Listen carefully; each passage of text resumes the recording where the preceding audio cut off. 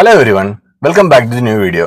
இந்த வீடியோல நம்ம என்ன பார்க்க போறோம் அப்படின்னு பாத்தீங்கன்னா, நம்ம லோன் வாங்கி எப்படி வண்டி வாங்குறது, அந்த வண்டியோட லோனோட இஎம்ஐ எப்படி நம்ம கட்டி முடிக்கிறது, அது பத்தி தான் நம்ம இந்த வீடியோல டிஸ்கஸ் பண்ண போறோம். நிறைய பேர் நம்ம கிட்ட டவுட்டா கேட்டிருந்தாங்க, நீங்க எப்படி லோன் வாங்குறீங்க, லோன் எந்த கம்பெனில வாங்குறீங்க, எவ்வளவு பர்சன்டேஜ் இன்ட்ரெஸ்ட் இருக்கும், நம்ம என்னென்ன டாக்குமெண்டேஷன் பண்ணணும் அப்படின்லாம் சொல்லிடுறேன். நம்ம லோனை பத்தி முன்னாடி ஒரு வீடியோ போட்டிருக்கேன், அதுல நான் மென்ஷன் பண்ணியிருப்பேன். இந்த வீடியோன்றது என்னன்னு பாத்தீங்கன்னா, நம்ம இஎம்ஐ எப்படி கட்டி முடிக்கலாம், லோன் எப்படி வாங்குறதுக்கு முன்னாடி நம்மளுக்கு என்னென்ன சிரமங்கள் இருக்கு, அதை பத்தி எல்லாம் நம்ம சொல்ல போறோம். இது இப்போ நான் இது பண்ணுங்க அது பண்ணுங்க அப்படின்னு நாம சொல்லாம, என்னோட வாழ்க்கையில இப்ப இந்த வண்டி வாங்கி நான் எப்படி ஓட்டிட்டு இருக்கோம் அதை பத்தி நாம சொல்றேன். அதை பத்தி நாம சொல்லும்போது உங்களுக்கு தேவையான விஷயங்கள் நீங்க எடுத்துக்கலாம். ஏன் அப்படி சொல்றேன் அப்படின்னாக்கா, ஒவ்வொருத்தங்களுக்கு ஒவ்வொரு மாதிரி இருக்கும் டவுட்ஸ். அது இது பண்ணுங்கன்னு நான் சொன்னாக்கா அது ஒவ்வொருத்தங்களுக்கு செட் ஆகும், இன்னொருத்தங்களுக்கு செட் ஆகாது. அப்ப நம்ம எல்லாருக்குமா பொதுவாக என்னோட இது சொல்றேன். அதுல இருந்து உங்களுக்கு என்னென்ன பாயிண்ட்ஸ் கிடைக்குதோ அதை வச்சுட்டு நீங்க உங்களோட லைஃபுக்கு ஏற்ற மாதிரி அது ஐடியா பண்ணிக்கலாம். Welcome to this video. அதாவது நான் வண்டி வாங்கலாம்னு சொல்லிட்டு ஐடியா போடும்போது நம்ம கிட்ட பைசான்னு சொல்லிட்டு முன்பணம் மட்டும்தான் இருந்துச்சு கொஞ்சம். அந்த அமௌண்ட் வச்சுக்கிட்டு வண்டி வாங்கலாம் அப்படின்னு சொல்லிட்டு நம்ம கம்பெனிக்கு போயிட்டு, அதாவது ஷோரூம் போயிட்டு நம்ம விசாரிக்கும் போது, அந்த மாருதி ஷோரூம்ல தான் நம்ம போய் விசாரிச்சோம். டாட்டாவில தான் நான் முன்னாடி வண்டியை வச்சிருந்தோம். அந்த டாட்டாவிலனாக்கா நம்மளுக்கு எந்த ஒரு டாக்குமெண்டேஷனும் இல்லாம எக்ஸிஸ்டிங் கஸ்டமர்ன்றதுனால நம்மளுக்கு லோன் ஈஸியா கொடுப்பாங்க. மாருதியை பொறுத்த வரைக்கும் நம்ம புதுசா வர கஸ்டமர் அப்படின்றதுனால அவங்க என்ன சொன்னாங்க அப்படின்னாக்கா, ஒண்ணு நம்ம லோன் வேணும் அப்படின்னாக்கா கேரண்டர் தேவை, இல்லைன்னா ஓன் ஹவுஸ் வேணும், இல்லைன்னா ஐடி ஃபைல் பண்ணிருக்கணும் அப்படின்லாம் சொல்லி நிறைய இது சொன்னாங்க. இந்த கேரண்டர் எல்லாருமே கேட்கறது ஓன் ஹவுஸ் இல்லைன்னாக்கா, ஓன் ஹவுஸ் இருக்கிறவங்களுக்கு ஈஸியா நீங்க லோன் வாங்கி எடுத்துக்கலாம் வண்டியை. இல்லாதவங்களுக்கு கொஞ்சம் கஷ்டம், கேரண்டர் கிடைக்கிறது கொஞ்சம் கஷ்டம். நானும் அப்ப என்ன பண்ணேன், எனக்கு கான்டாக்ட்ல இருந்த சில பேரிடம் சில நண்பர்களிடம் கேட்டேன் கேரண்டர் பண்ணுவாங்களான்னு சொல்லிட்டு. அந்த டைம்ல அவங்களுக்கு அது பிரச்சனை இது பிரச்சனை ஏதாவது ஒன்று சொல்லி நம்மளை கழட்டியோட பார்ப்பாங்க. சில பேரோட தனி உருவம் அப்பதான் நம்மளுக்கு தெரியும், என்னதான் க்ளோஸா பழகினாலும் சில பேரால அது பண்ண முடியாது. ஏன்னா நம்மளா இருந்தாலும் மேபி அந்த மாதிரி தான் பண்ணியிருப்போம் அப்படின்னு நினைக்கிறேன். ஏன்னா யாரும் யாரை ஃபினான்ஷியலா ஹெல்ப் பண்றதுக்கு விரும்ப மாட்டாங்க. ஏன்னா ஃபினான்ஷியல் பிரச்சனைன்றது ஃபுல்லா பெரிய பிரச்சனை ஆயிடும். அதனால கேரண்டர் இல்லை அப்படின்னு சொல்லிட்டாங்க. அதனால அவங்க லோன் தர மாட்டாங்க அப்படின்னு சொன்னோம். அதுவும் இல்லாம நான் விசாரிக்கும் போது அங்க இருக்கக்கூடிய ஃபைனான்ஸ் வந்து பாத்தீங்கன்னாக்கா பிரைவேட் ஃபைனான்ஸுங்க தான் இருக்கும். அதாவது மாருதியில மஹேந்திரா, எல்என்டி, ஸ்ரீராம் ஃபைனான்ஸ் அந்த மாதிரி ஃபைனான்ஸ் கம்பெனிங்க தான் இருக்கும். நான் பேங்கிங் ஃபைனான்ஸ் கம்பெனிங்க தான் இருக்கும். அவங்களோட இன்ட்ரெஸ்ட் பாத்தீங்கன்னா 16% வரைக்கும் ஹெவி இன்ட்ரெஸ்டா இருக்கும். அந்த இன்ட்ரெஸ்ட்டுக்கு நமக்கு லோன் தரணும்னாலே கேரண்டர் கேட்கறாங்க. அது இல்லாம அவங்க ஒரு ஆப்ஷன் சொன்னாங்க, உங்களுக்கு கேரண்டர்லாம் தேவையில்லை, ஆனா வண்டி கொடுப்பாங்க, ஆனா இன்ட்ரெஸ்ட் பாத்தீங்கன்னா 22% 25% இன்ட்ரெஸ்ட் இருக்கும் அப்படின்னா. நான் வந்து ஆளை விடுறா சாமி, இந்த லோன் நம்மளுக்கு தேவையில்லை, நான் என்னோட பேங்க்ல ட்ரை பண்ணலாம் அப்படின்னு சொல்லிட்டு பேங்க் பக்கம் போய் ட்ரை பண்ணேன். 2-3 பேங்க் இருக்கு நம்மளுக்கு. அந்த பேங்க் எல்லாம் போய் கேட்கும்போது அவங்களும் சேம் டயலாக் தான் சொன்னாங்க, ஓன் ஹவுஸ் இருக்கா இல்ல, கேரண்டர் இருக்கா இல்ல. அது மட்டும் இல்லாம கமர்ஷியல் வண்டிகளுக்கு சில பேங்குங்க, மோஸ்ட்லி பேங்குங்க ஃபைனான்ஸ் பண்ண மாட்டாங்க, அதுதான் சொன்னாங்க. இல்லைன்னா நீங்க ஒரு பிசினஸ் பண்றீங்க அப்படின்னாக்கா உங்களுக்கு பிசினஸ் மூலமா தருவாங்க, லோன் தருவாங்க, பிசினஸ் நம்பி லோன் தருவாங்க. நம்ம தான் பிசினஸ் எதுவுமா பண்ணலன்னு சொல்லிட்டு நம்மளுக்கு எதுவும் ஒரு கம்பெனி எதுவும் கிடையாது, ஐடி ஃபைல் பண்ணது கிடையாது. அந்த மாதிரி இருக்கும்போது நம்மளுக்கு அவங்க மாட்டேன்னு சொல்லிட்டாங்க. அப்போதும் என்னோட பேங்க் மேனேஜர் சொன்னாரு, நீங்க ஐடி ஃபைல் பண்ணுங்க சார், ஐடி ஃபைல் பண்ணியாச்சுனாங்க உங்களுக்கு லோன் கிடைக்கிறதுக்கு எலிஜிபிளா உங்களுக்கு ஹெல்ப்ஃபுல்லா இருக்கும் அப்படின்னா. அது ஒரு 2-3 வருஷம் ஐடி ஃபைல் பண்ணியாச்சுனாக்கா நெக்ஸ்ட் டைம் நீங்க லோன் அப்ளை பண்ணும்போது அதை பேஸ் பண்ணி வேணும்னா உங்களுக்கு தரலாம். அது மட்டும் பேஸ் பண்ணி தர மாட்டாங்க, உங்களோட சிபில் ஸ்கோர் பார்ப்பாங்க, உங்களோட பேங்கோட டிரான்சாக்ஷன் பார்ப்பாங்க. இதெல்லாம் பார்த்துட்டு உங்களுக்கு லோன் கொடுக்கறதுக்கு சான்சஸ் இருக்கு. அதனால நீங்க ஐடி ஃபைல் பண்ணிட்டு டிரான்சாக்ஷன் பண்ணுங்க, அப்போ உங்களுக்கு லோன் கிடைக்கிறதுக்கு சான்ஸ் இருக்கு அப்படின்னாங்க கவர்மெண்ட் பேங்க்ல. அப்பதான் கவர்மெண்டோட ஒரு லோன் நம்மளுக்கு வேணும்னாக்கா நம்ம கவர்மெண்ட்டுக்கு திருப்பி ஏதாவது ஜெனியூனா இருக்கணும் இல்லையா, அதனாலதான் அந்த ஒரு இது சொல்றாங்க. பிரைவேட் பேங்கை பொறுத்த வரைக்கும் கமர்ஷியல் வெஹிக்கிளுக்கு லோன் கிடைக்கிறது ரொம்ப கஷ்டமான ஒரு விஷயம் அப்படின்னு தான் இருந்துச்சு. அவங்க அப்படிதான் சொன்னாங்க, தரமாட்டேன்னு கட் அண்ட் ரைட்டா சொல்லிட்டாங்க. என்னடா இது, நம்மளுக்கு லோன் எங்கேயுமே கிடைக்க மாட்டேங்குது, பேங்க்லயும் கிடைக்கல, ஷோரூம்லயும் கிடைக்கல அப்படின்னு சொல்லிட்டு ரொம்ப எக்ஸைட்டட். சரி, எங்க இருந்தாலும் பர்சன்டேஜ் வைஸ் பாத்தீங்கன்னா இன்ட்ரெஸ்ட் பாத்தீங்கன்னாக்கா கமர்ஷியல் வெஹிக்கிளுக்கு 15-20% இன்ட்ரெஸ்ட் போடுறாங்க. அதனால நான் என்ன யோசிச்சேன், இந்த எப்படி இஎம்ஐ நம்மளுக்கு 16,000 17,500 அந்த ரேஞ்சில தான் இஎம்ஐ வருது அப்படின்னு சொல்லிட்டு நம்ம தெரிஞ்சவங்க கிட்ட ஒரு 5 lakhs கொடுங்க அப்படின்னு சொல்லி சில பேர்கிட்ட கேட்டேன். அவங்களும் அவங்க கிட்ட பைசா இல்லை அப்படின்னு சொல்லிட்டு ஏதாச்சும் ஒரு காரணம் சொல்லுவாங்க இல்லையா, அந்த மாதிரி சொல்லிட்டாங்க. அவங்களையும் குறை சொல்ல முடியாது. அவங்க பைசா நம்மளுக்கு கொடுக்கணுமா வேணாமா அப்படின்னு யோசிக்க வேண்டியது அவங்களோட ரைட்ஸ் தான். அதுக்கு நம்ம ஒன்றும் சொல்ல முடியாது. அது மட்டும் இல்லாம அந்த மாதிரி நம்ம பைசா வாங்கி நம்மளால திருப்பி கொடுக்க முடியலன்னா அந்த ஃப்ரெண்ட்ஷிப்பா இருந்தாலும் ரிலேஷன்ஷிப்பா இருந்தாலும் அது ரொம்ப பிரேக் ஆகிறதுக்கு வாய்ப்பு இருக்கனால நானும் அது பெருசா எடுத்துக்கல. நானும் அதை விட்டுட்டேன். சரி, வண்டி வாங்குறது கொஞ்சம் ஹோல்டுலயே போட்டுட்டேன். இந்த மாதிரிதான் நீங்க வண்டி வாங்க போகும்போது, வண்டி வாங்கணும்னு ஐடியா மட்டும் இருந்தா பத்தாது. நம்ம வண்டி வாங்க ஆசைப்படும் போதே இந்த மாதிரி இருக்கிற பிரச்சனைகள் நிறைய இருக்கு. உங்களுக்கு ஃபைனான்ஸ் பண்றதுக்கு நிறைய பிரச்சனை இருக்கும். சொந்தக்காரங்க தரமாட்டாங்க, பெந்துக்காரங்க தரமாட்டாங்க, இல்ல ஃப்ரெண்ட்ஸ் தரமாட்டாங்க. அது மாதிரி உங்களை நம்பி யாருமே தரமாட்டாங்க. யாருக்குமே உங்க மேல நம்பிக்கை இருக்காது. உங்க மேல இருக்கிற சொத்து மேலதான் எல்லாருக்குமே நம்பிக்கை இருக்கும். உங்க மேல சொத்து இருந்தா மட்டும்தான் ஒரு பேங்கா இருந்தாலும் ஃப்ரெண்ட்ஷிப்பா இருந்தாலும் யாரா இருந்தாலும் உங்களுக்கு ஒரு லோன் கொடுப்பாங்க. இல்லைன்னா தரமாட்டாங்க. அதனால நீங்க ஒரு வண்டி வாங்கணும்னு ஆசைப்பட்டீங்கன்னா இதெல்லாம் உங்ககிட்ட இருக்குன்னு முதல்ல இது பண்ணிக்கங்க, உறுதிப்படுத்திங்க. அதுக்கப்புறம் தான் நீங்க வண்டி வாங்குறத பத்தி யோசிங்க. இல்லைன்னா ரெடி கேஷ்ல வாங்கணும்னாக்கா ரெடி கேஷ் ரெடி பண்ணி வரணும் இல்லையா? அதனால ரெடி கேஷ் இருந்தா ஒண்ணுமே கவலைப்பட தேவையில்லை. டைரக்டா நம்ம போய் வாங்கிக்கலாம். சரி, எப்படியோ ஒண்ணு நம்மளுக்கு வண்டி வேணாம் அப்படின்னு தான் முடிவு பண்ணி வண்டி எடுக்க முடியாது அப்படின்னு இருக்கும். அப்பதான் சரி, எனக்கு ஒரு ஜீரோ பேலன்ஸ் அக்கௌண்ட் இருந்துச்சு. ஜீரோ பேலன்ஸ் அக்கௌண்ட்னாக்கா கோட்டக் மஹேந்திரா பேங்க்ல ஒரு ஜீரோ பேலன்ஸ் அக்கௌண்ட் இருந்துச்சு. அந்த அந்த பேங்க்ல நம்ம கொஞ்சம் டிரான்சாக்ஷன்ல சின்ன சின்ன டிரான்சாக்ஷன் எல்லாம் பண்ணிட்டு இருந்தோம். அப்போதான் அந்த பேங்க்ல தான் நான் போய் கேட்டேன். அந்த பேங்க்ல நம்ம போய் கமர்ஷியல் வெஹிக்கிள்னு கேட்ட உடனே அவன் என்னமோ நம்மள ஒரு மாதிரியா பார்த்தாங்க. அந்த மாதிரிதான் அவங்களோட ட்ரீட்மெண்ட் இருந்துச்சு. நம்மளுக்கு கமர்ஷியல் டாக்ஸி வாங்க போறோம் அப்படின்னு சொல்லும்போது அவங்க கொஞ்சம் ஏளனமா தான் பார்த்தாங்க. சரி, அவங்க தரமாட்டாங்க அப்படின்னு சொல்லிட்டாங்க. என்னோட ஐடி போர்டை ஓப்பன் பண்ணி பார்க்கல, நம்மளோட சிபில் ஸ்கோர் செக் பண்ணி பார்க்கல, எதுவுமே பண்ணல.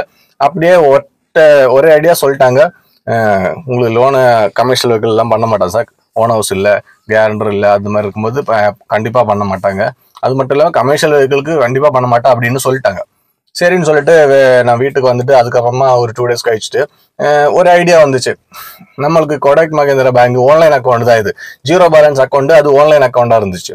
சரி, இதோட ஆப்பில் போய் பார்ப்போம் அப்படின்னு சொல்லிட்டு ஆப்பில் போய் பார்த்து லோன் செக்ஷன்ல போய் பிசினஸ் லோன்ல செக் பண்ணி பார்க்கும்போது அங்க நம்ம அப்ளை பண்ணக்கூடிய எல்லாம் ஆப்ஷன் இருந்துச்சு. நான் எதுவும் அப்ளை எல்லாம் பண்ணல, ஜஸ்ட் அமௌண்ட் எல்லாம் போட்டு எவ்வளோ வரும், இஎம்ஐ வரும் அப்படின்லாம் சும்மா செக் பண்ணி பார்த்துட்டு வெளியே வந்துட்டேன்.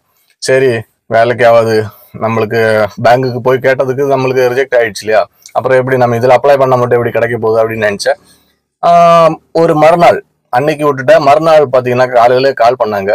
ஹெட் ஆஃபீஸ்ல இருந்தா எங்கேருந்து தெரில, அவங்க ஹிந்தியில தான் பேசுறாங்க, அவங்க ஆன்லைன் டிபார்ட்மெண்ட்ல இருந்து பேசுறாங்க அப்படின்னு சொன்னாங்க.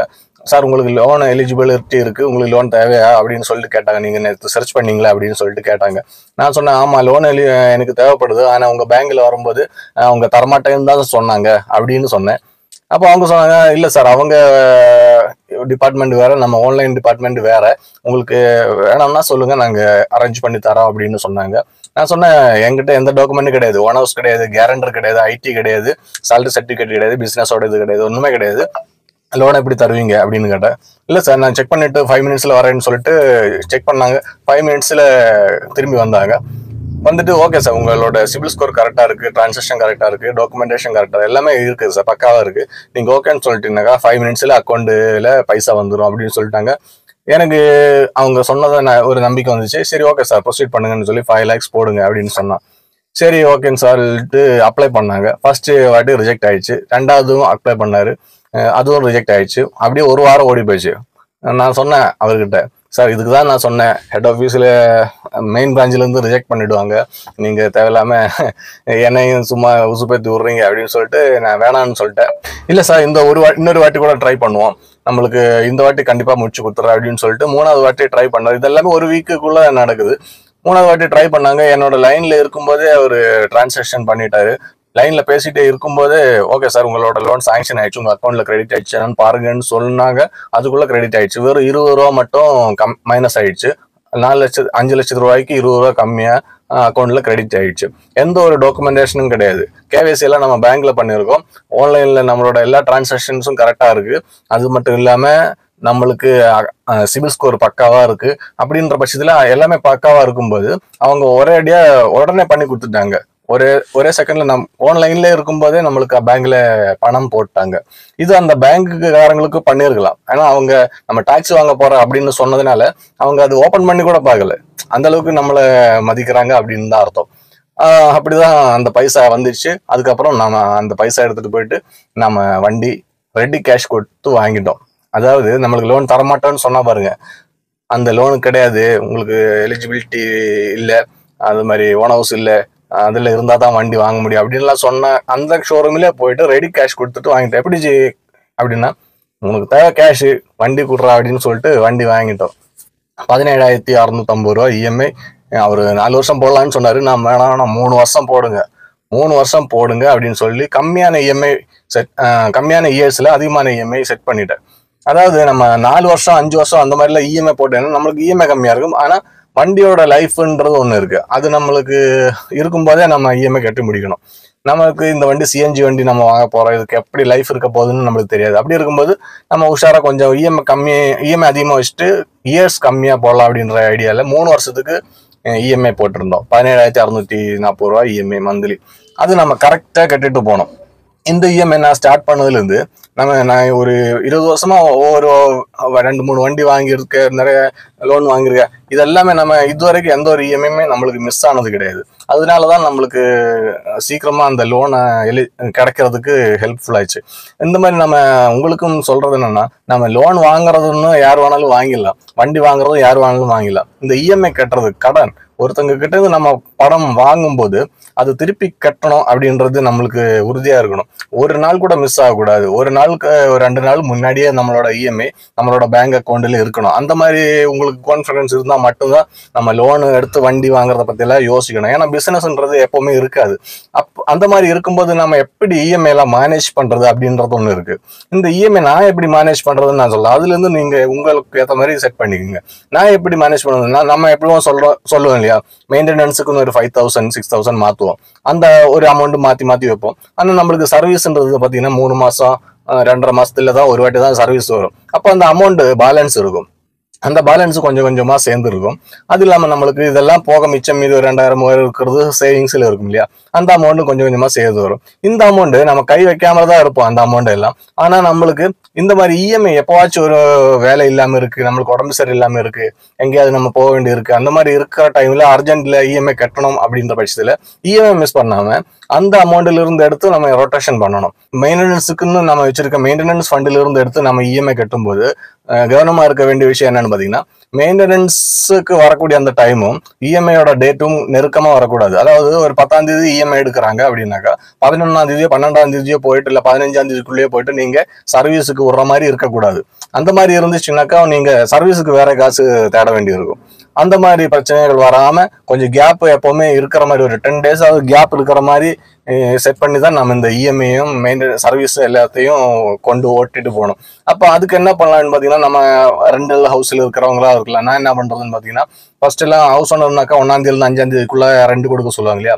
நம்ம என்ன சொன்னா, நம்ம ஹவுஸ் ஓனர் கிட்ட பேசிட்டு ஒரு 10ஆம் தேதியிலேருந்து 15ஆம் தேதிக்குள்ள ரெண்ட் கொடுக்குறேன் அப்படின்ற மாதிரி சொல்லி அது 10ஆம் தேதிக்கு மேல தள்ளி போட்டாச்சு. அப்போ 10ஆம் தேதி வரைக்கும் எனக்கு இஎம்ஐ டேட் பார்த்தீங்கன்னா 10ஆம் தேதி. 10ஆம் தேதி வரைக்கும்னாக்கா நம்ம இஎம்ஐ முடிச்சிடலாம். அதுக்கப்புறம் நம்ம வண்டி ஓட்டி ஓனருக்கு ரெண்ட் கொடுக்கலாம் அப்படின்ற ஒரு ஐடியாவில் அந்த மாதிரி பண்ணோம். அவர் கொஞ்சம் அந்த ஒத்துக்கினதுனால, நம்ம ஆன்லைன் டிரான்சாக்ஷன் தானே, அதுவும் ஆன்லைன் டிரான்சாக்ஷன் தான், மந்த்லி கரெக்டாக போயிட்டு இருக்கிறதுனால அவரும் எந்த பிரச்சனையும் பண்ணலை. அதனால அவருக்கு ஒரு நன்றி. அது இது வரைக்கும் நம்மளுக்கு ஹெல்ப்ஃபுல்லாக தான் இருந்துச்சு. அப்படி போயிட்டு இருக்கோம். அது இல்லாமல் நம்மளுக்கு இந்த இடையில எக்ஸ்ட்ரா செலவுகள் வரும். இது கூடவே நம்மளுக்கு எக்ஸ்ட்ரா செலவுகள் வரும். எக்ஸ்ட்ரா செலவுகள் வரும்போது தான் நம்மளுக்கு அதிகப்படியான டார்ச்சர் வரும். அந்த டைம்ல இஎம்ஐ ஸ்டாப் ஆகிடக்கூடாது. என்னதான் பிரச்சனை வந்தாலும் நம்ம வெளியே கடன் வாங்கியாவது இஎம்ஐ கட்டணும் அப்படின்றது தான் என்னோட பாலிசி. அதுக்கு நான் யூஸ் பண்ற மெயினா ஒரு பொருள் என்னன்னு பார்த்தீங்கன்னா, கிரெடிட் கார்டு. நீங்க யாரா இருந்தாலும் ஒரு இஎம்ஐ போடுறீங்க, ஒரு லோன் போடுறீங்க அப்படின்னாக்கா நீங்க மஸ்டா ஒரு கிரெடிட் கார்டு வச்சுங்க. ஏன்னா உங்களுக்கு அந்த கிரெடிட் கார்டு உங்களுக்கு இந்த இஎம்ஐ எப்படியெல்லாம் டிரான்சாக்ஷன் பண்றதுக்கு கொஞ்சம் அட்ஜஸ்ட்மெண்ட் பண்றதுக்கு ஈஸியா இருக்கும். ஒரு 25,000 ரூபாய் பேசிக் கார்டே வச்சுக்கோங்க. அதிகமா எல்லாம் வச்சுங்கன்னா ரொம்ப கடன்காரன் ஆயிடுவீங்க. சின்னதா ஒரு 25,000 ரூபாய் கிரெடிட் கார்டு வச்சுருந்தீங்க அப்படின்னாக்கா நம்ம அந்த கார்டை யூஸ் பண்ணி இந்த இஎம்ஐயை நம்ம மேனேஜ் பண்ணி எடுத்துட்டு போறதுக்கு ஈஸியா இருக்கும். எனக்கு அந்த கிரெடிட் கார்டு ஒன்று தான் வச்சிருக்கேன். அந்த கிரெடிட் கார்டு வச்சு நம்ம அட்ஜஸ்ட் பண்ணி ஃபியூல் போடுறது, மெயின்டெனன்ஸ், சர்வீஸ் பண்றதெல்லாம் கிட்டத்தட்ட நெருங்கி வந்துட்டேன் அப்படின்னாக்கா இந்த கிரெடிட் கார்டு யூஸ் பண்ணி அதில் மேனேஜ் பண்ணிக்கிறது எல்லாம் ரொம்ப கஷ்டமா இருந்துச்சு. கொஞ்சம் ஒரு 3 வருஷத்தான் போட்டிருந்தோம், கொஞ்சம் டஃப்பா இருந்துச்சு. இந்த டஃப்பா 3 வருஷத்துல நம்மளோட லோனு முடிஞ்சிருக்கு அப்படின்னு தான் சொல்லணும். ஒரு சந்தோஷமான விஷயம்ன்றது நம்மளோட இஎம்ஐ முடிஞ்சிருக்கு. வண்டி வாங்கி ஆனால் 2.5 வருஷம் தான் ஆகுது, ஆனா லோன் 3 வருஷத்துல லோன் முடிஞ்சிருக்கு. அதாவது 3 வருஷம் ஏன் ஆச்சு, 2.5 வருஷம் தான் வண்டி ஆயிடுச்சு அப்படின்னு சொன்னீங்கன்னா, நான் வண்டி வாங்கும்போது ஒரு 5 months நம்மளுக்கு வெயிட்டிங் பீரியட் இருந்துச்சுன்னு நம்ம முன்னாடி சொல்லியிருக்கோம். வாகனருக்கு சிஎன்ஜி அப்ரூவல் இல்லாமல் இருந்தது. சிஎன்ஜி அப்ரூவல் ஆகி வர வரைக்கும் வெயிட் பண்ணோம். அது 4 monthsக்கு மேலே ஆயிடுச்சு வண்டி நம்மளுக்கு கை கிடைக்கிறதுக்கு. அப்போ நம்மளுக்கு இந்த லோனில் இருந்து எடுத்து இஎம்ஐ கட்டிட்டு இருந்தோம். கடைசியில் வண்டிக்கு கட்டுறதுக்கு 1 லட்சம் ரூபா இடிக்கும் இல்லையா அந்த 5 மாசத்துல, அது நம்ம ஒர்க் பண்ணி டாப் அப் பண்ணிட்டே இருந்தோம். அப்படியே ஒரு மொத்தத்தில் லோன் வாங்கி 3 வருஷம் ஆயிடுச்சு. வண்டி வாங்கி ஆனால் 2.5 வருஷம் தான் ஆயிடுச்சு. 2.5 வருஷத்துல நம்மளுக்கு லோன் கிளியர் ஆயிடுச்சு. நம்மளுக்கு நல்லபடியா இஎம்ஐ முடிஞ்சிருக்கு, கோல்ட் கிரேஸ்ல முடிஞ்சிருக்கு அப்படின்னு தான் சொல்லணும். எந்த ஒரு பிரச்சனையும் இல்லாமல் போயிட்டு இருக்கு. வண்டி 90,000 கிலோமீட்டர் தான் ஓடி இருக்கு. நம்ம என்ன பண்ணலான்றது, நெக்ஸ்ட் என்ன பண்ணலாம் அப்படின்றது யோசிச்சுனே இருக்கோம். என்னன்னாக்கா நம்மளுக்கு லோனு இல்லைன்னா நம்மளுக்கு கொஞ்சம் அக்ரெசிவா ஒர்க் பண்றதுக்கு கொஞ்சம் தோணாது இல்லையா. அதனால ஒரு லோன் போடலாமா, இல்லை ரீஃபைனான்ஸ் போடலாமா, இல்லை ஒரு இன்னொரு வண்டி போடலாமா அப்படின்லாம் சொல்லிட்டு மைண்டில் நிறைய ஓடி நிற்குது. என்ன பண்ணலான்னு யோசிப்போம். லோன் போடுறதா இருந்தாலும் இஎம்ஐ கட்டுறதா இருந்தாலும் இப்போ சொன்ன விஷயங்கள் எல்லாம் நீங்கள் மைண்டில் வச்சுக்கோங்க. இது உங்களுக்கு ஏற்ற மாதிரி, உங்களோட ஒவ்வொருத்தங்களுக்கும் வேற வேற சுச்சுவேஷன் இருக்கும். உங்களுக்கு ஏற்ற மாதிரி நீங்கள் அதை செட் பண்ணி மூவ் பண்ணிக்கோங்க. நீங்களும் இஎம்ஐ எல்லாமே பத்திரமா கட்டி முடிங்க. எந்த ஒரு பெண்டிங் வருத்தாதீங்க. இஎம்ஐ பெண்டிங் ஆகிற மாதிரி இருந்துச்சுன்னா கடன் வாங்கியாவது கட்டிடுங்க. அந்த கடனை பொறுமையாக கூட அடைச்சிக்கலாம். இஎம்ஐ மட்டும் பக்காவாக முடியுங்க. எல்லாத்துக்கும் வாழ்த்துக்கள். நன்றி, வணக்கம்.